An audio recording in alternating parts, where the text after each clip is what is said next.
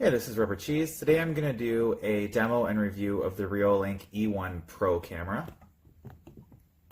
I've actually got a standard E1 and also the more expensive E1 Zoom.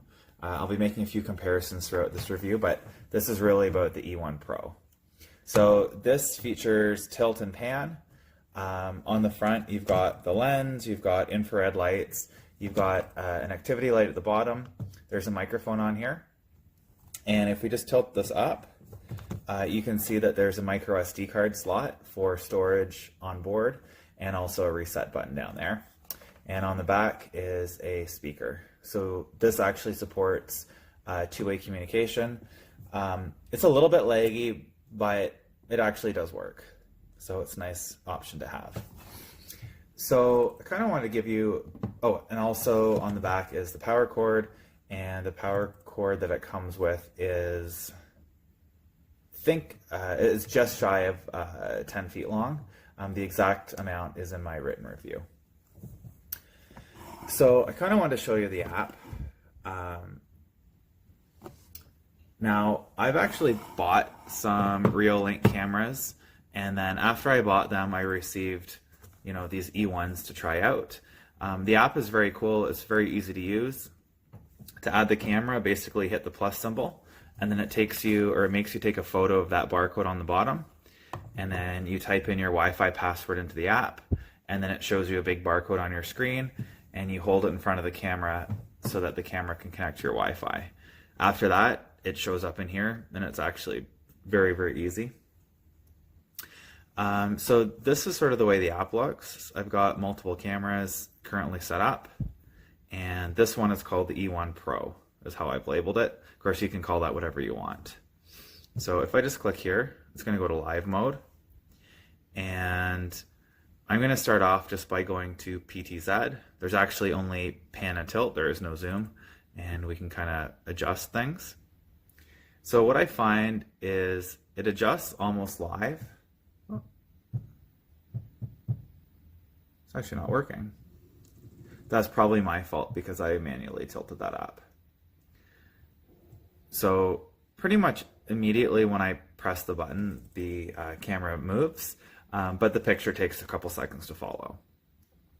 Now, there is a glitch with this particular model, the E1 Pro. It does not affect the E1 or the E1 Zoom, and that is when you tilt off to the right, so like when I tilt in this direction, at some point it kind of gets away from me.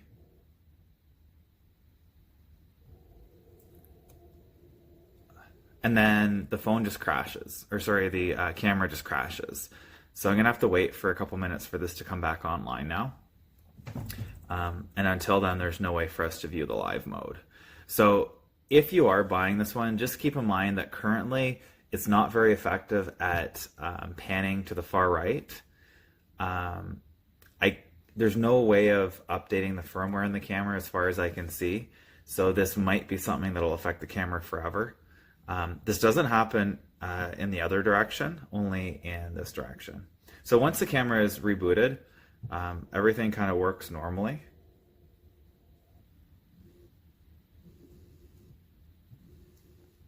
So I use these cameras to keep an eye on the dogs.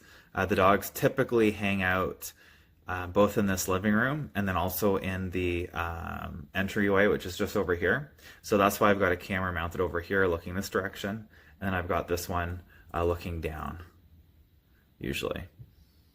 I try not to rotate it very much because the dogs hear it and they get kind of excited. Also because when you're off of the Wi-Fi network, there's a bit of lag that's a bit annoying.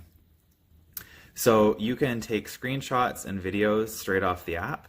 And so these save onto your phone when you do it this way. You can also go back and adjust a bunch of different settings. And so if I put a micro SD card in here, it would allow motion detecting and automatic camera recording.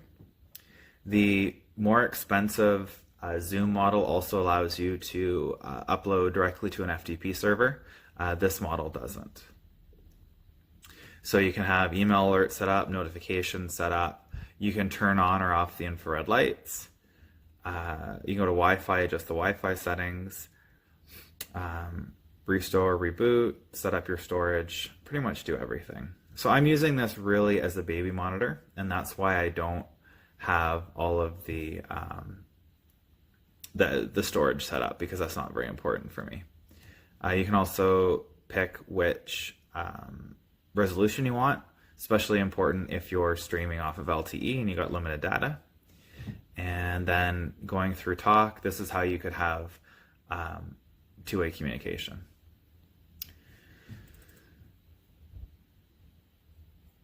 So that is pretty much all. Overall, out of the 3 E1 cameras, this is the middle priced. It's 4 megapixel. The video quality is really good.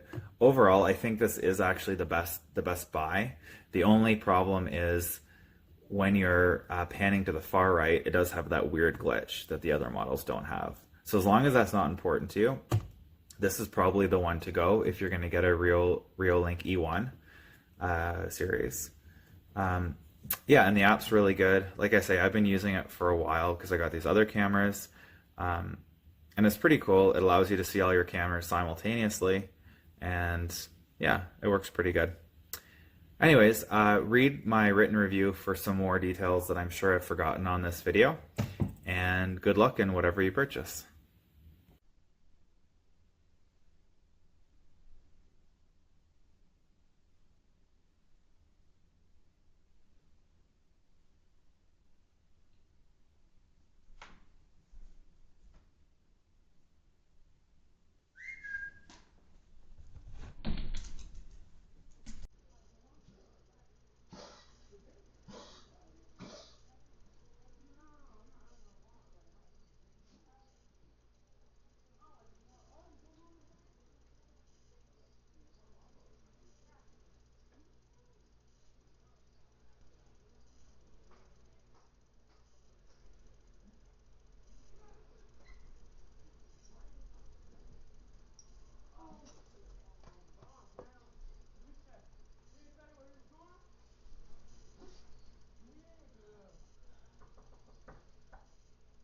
She dropped the leash. She no longer has the leash in her hand.